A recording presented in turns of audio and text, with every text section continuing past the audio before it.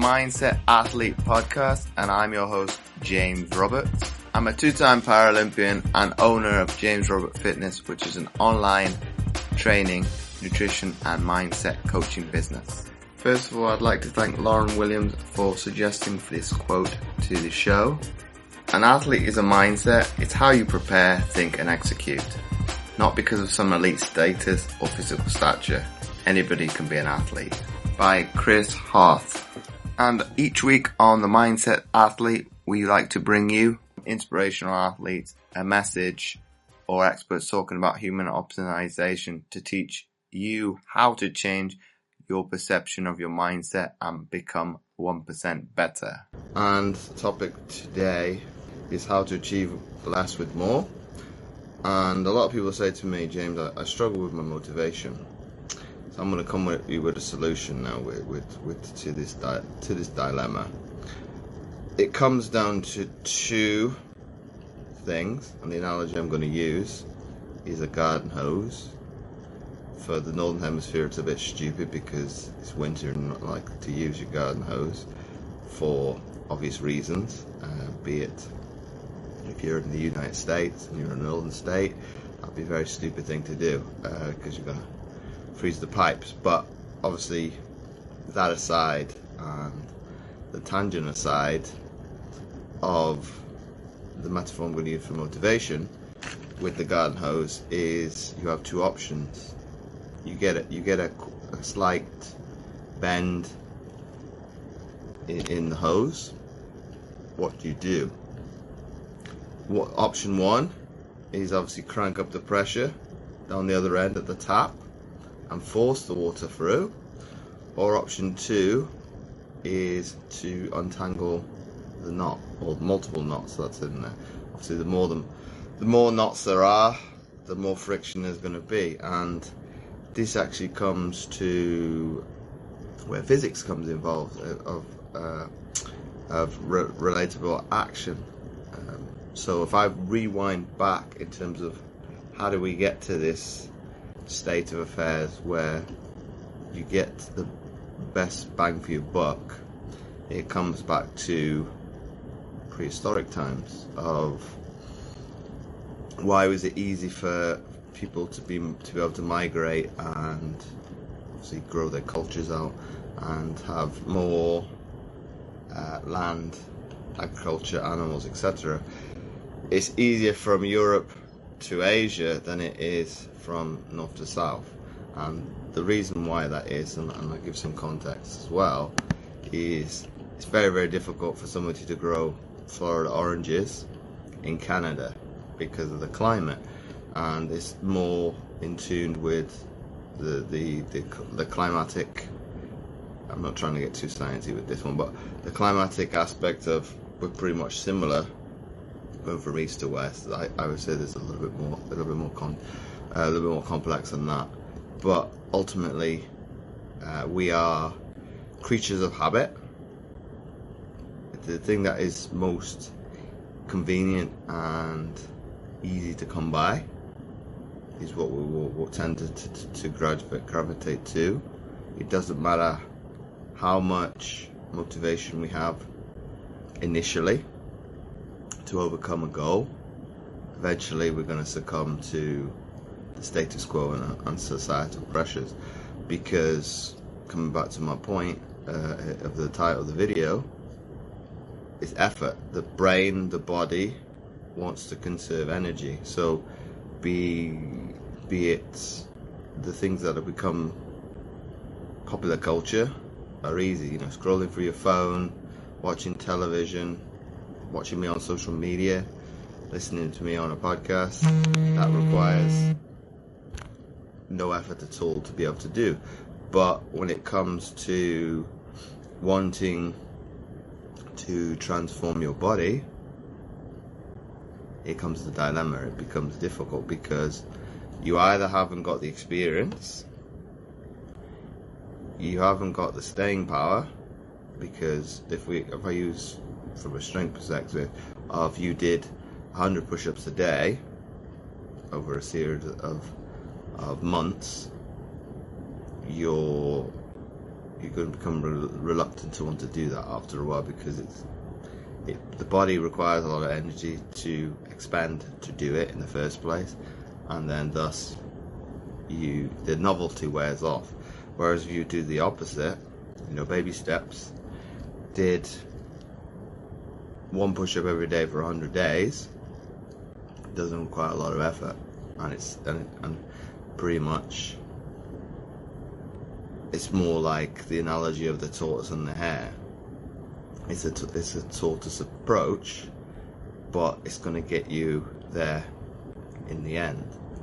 It's very much, if I said do 100 push-ups in one day, it's a rapid thing. They're both going to get to the same outcome, but where the problem lies with this is because we're hardwired to find things that's going to require the least amount of effort. So how do we get you to change that? Obviously you got to retrain the brain to, and these are actually 3 little things that I'm giving you. So there's 3 little morsels altogether. If you implement them, it's about retraining the brain. Instead of using the words like I must go for a run, I must eat more healthily, the alternative is to I need,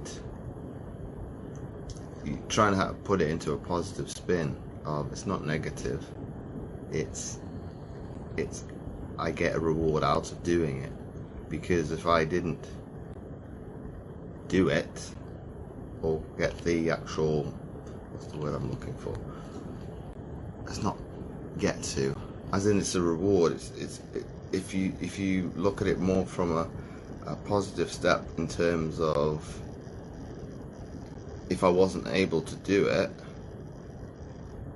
I haven't got the actual reward of being able to try and perfect it. I obviously don't like the word perfection, but in terms of, you look at it more from a reward standpoint of, one opportunity is better than none, versus, oh, I must do this because I don't like it. It's more of a, not a sacrifice mentality, but you're diminishing the fact of, if I do this, I'm going to get fitter, I'm going to get stronger, I'm going to get healthier, versus the rhetoric of, I must force myself to eat a certain way, I must force myself to go to the gym, because we're reverting back to what's comfortable, because I haven't done enough of a repetitive act to be able to create a good habit. Let me revert back to something that's easier, sitting in front of the television, scrolling through social media, watching YouTube, something that doesn't require a lot of energy or actual thought process. The body actually loves. So instead of rewarding it with something that it likes, it takes a little bit more effort to be able to put in place something that you want to achieve.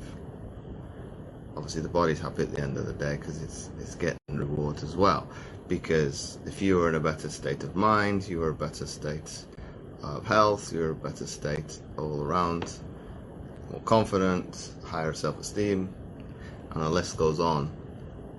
The body's going to be happier anyway, because it is what it is. It's very much contrary, because it's the mind versus the brain. And ultimately, with the episode I did a couple of weeks ago on my podcast, The Mindset Athlete, and obviously the people that listen to this when it becomes a podcast, obviously are listening to it, she talked about it. It's very complex in terms of the mind versus the brain. We know so little about it that it's being discovered more and more as we go along. But obviously, let me condense all this round so it's not too mind-blowing. Is ultimately, it's getting the amount of money for your buck. It's coming back to the analogy with the garden hose. You've got two options when it comes to the entanglement that you've got it into. If I put it into present tense, let me put it more into, we're in December with the Christmas lights. It's the same analogy, same metaphor.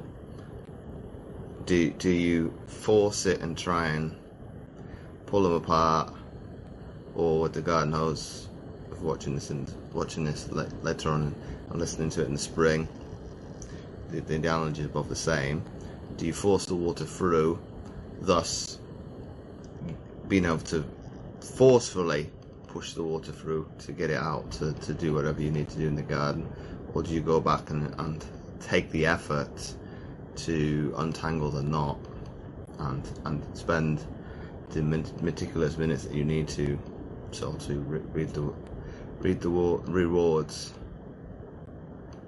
Well, I'd say do it now then, David.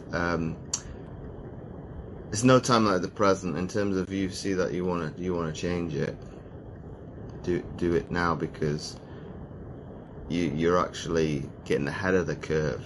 Why wait, like most people are going to do, to the 1st of January to create a New Year's resolution? That's forcing water through the pipe, because you're waiting for the inevitable to happen.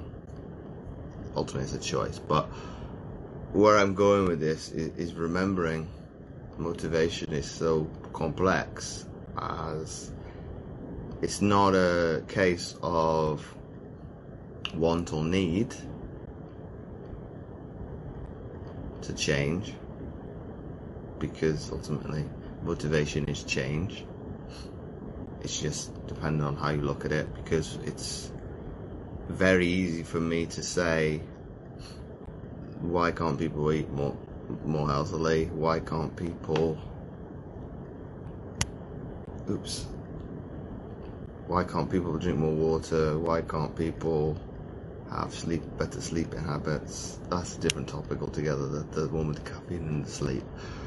But ultimately, what I said throughout the video and the podcast is we are very much hardwired as human beings to seek solace, comfort, convenience, because we've done it since day dot.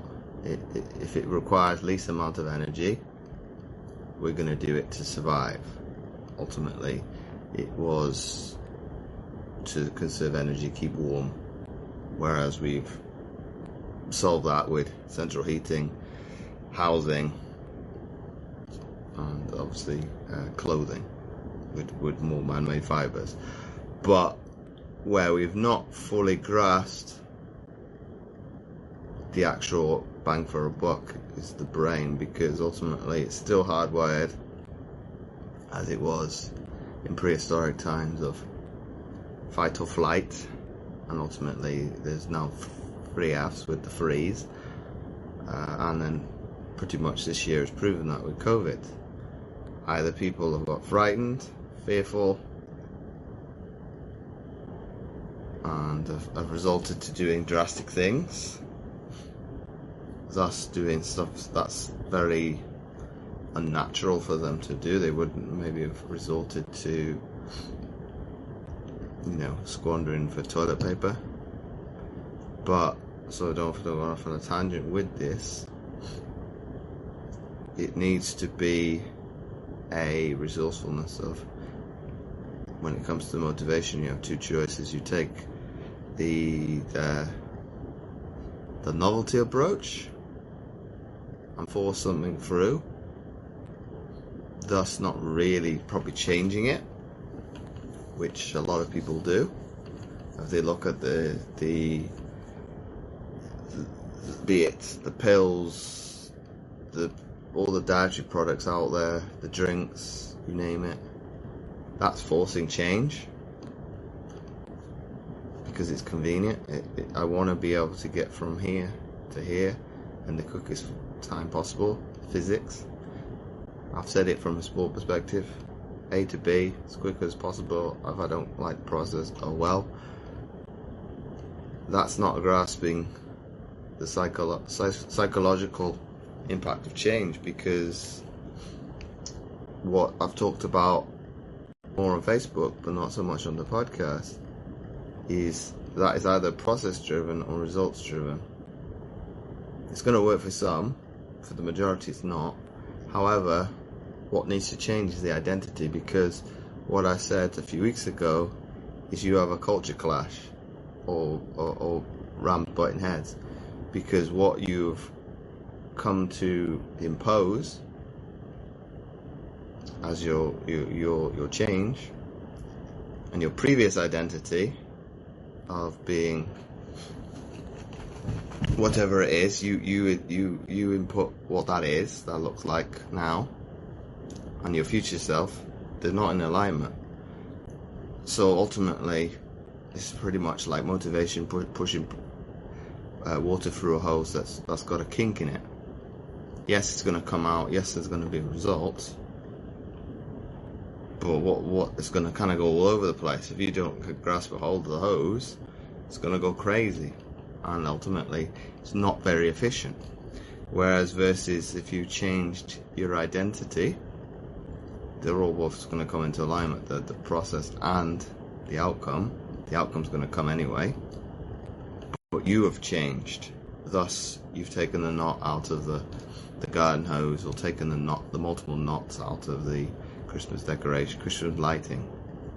Thus, ultimately, implementing habits that are in alignment with you, your ethics, your morals, yourself, and you change for the better. And ultimately, that's where it comes to, be it with nutrition and exercise, that's where it's going to have to come in and implement. That's what I'm trying to teach people, is if you've got to change, but it's not going to happen overnight.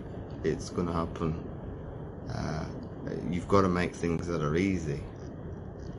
Changing something drastically with your diet, from going from, I'm just going to use an extreme, convenience food of McDonald's or something like that, to eating, title of my recipe book, and I'm not plugging it, clean eating, is a massive extreme.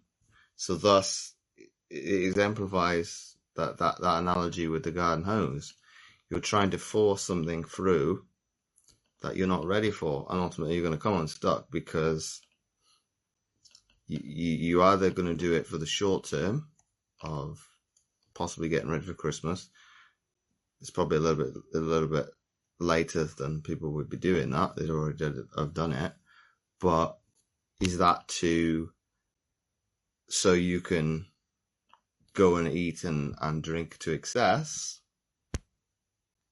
I would question your reasoning behind the weight loss is not justified, because that doesn't make no sense. Because why would you go on a restriction to then go on to eat in excess? It's pretty much like this. It's like a yo-yo effect. That doesn't make no sense. Yes, I've said on other videos that pretty much the whole world works like that. But in terms of, if you did that as a human being, your metabolism is going to be well out of whack. It's going to be very hard to lose weight, because ultimately you're doing this all the time. You're kind of rebounding. It's going to have a knock-on effect. It's going to become harder and harder to lose weight. Whereas if you did it the rational way of actually taking that knot out of the garden hose, and did it slowly, like one change at a time, obviously it's going to take a little bit longer, it's going to stick. But most people don't want to do that, because it's not easy. It takes a lot of effort. But ultimately, and this is where I'll bring in my podcast in, because we're talking a lot about mindset today, but for the athletes, they forget about the repetitions. Why do we become successful? We do it time in, time out, over and over and over again. But where, and this is more for them, and I think everybody can take a little morsel of inspiration from this, is we seek solace in other people's opinions. So social media is very advantageous, but also can be very, very destructive. Of, I can use this platform to be able to get my point of view across. I'm not preaching. I don't want to preach, because who gives me the right to be able to dictate what you do with your life? Because ultimately that's your choice, not mine. But where it's probably destructive is people can be misinformed, led astray, or to a certain extent vilified or scrutinized for being themselves. And this is pretty much comes back to, if you were the black sheep, you're an outcast, you're going to end up the lone wolf. Nobody wants to be the lone wolf. But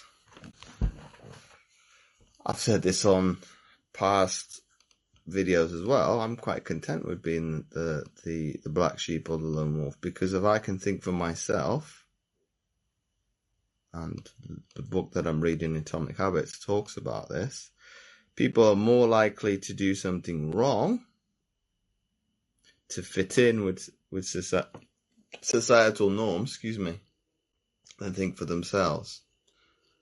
I'd rather do the opposite. I'd rather think for myself. If it is wrong, I learn from it, than the other way around. I'd rather be right and do it over and over again than do something wrong just to fit in. So from an athletic standpoint, you've got to question that. Are you trying to fit in? Are you doing things that kind of very much in unison with your heart, your head, and your morals? And my lasting point from this video, and coming back to the title of How to Achieve More with Less, it is pretty much going back to square one of untangling the mess that is your life. Yes, it's difficult, but the other extreme is to pretty much push against it, put your foot down the accelerator and keep going. That's where burnout and overwhelm comes. And where people hit rock bottom, it's because they're not willing to untangle the mess that is their life. Whatever that looks like for you, that is the easiest way. The actual more bang for your buck is to solve those issues. If you like this episode, please do share it with your friends, and do let me know what you thought of the episode by tagging me over on Instagram at James O. Roberts 11, and again I'll spell that out for you. That's JAMES, the letter O, ROBERTS, and the number 11. And again, you can do the same on Twitter and Facebook. And in addition, if you had any follow-up questions, don't hesitate to shoot them over as well. And finally, and last but not least, don't forget to check out my free content at fitamputee.co.uk and click on the tab Resources. But not forgetting, I've also started a new Facebook group especially for the podcast, which you can find by typing in The Mindset Athlete. All the links will be in the description. You can find all the show notes at mindsetgame.libsyn.com under the category General. So once again, thanks for listening, and I'll catch you next week for another episode of the Mindset Athlete podcast.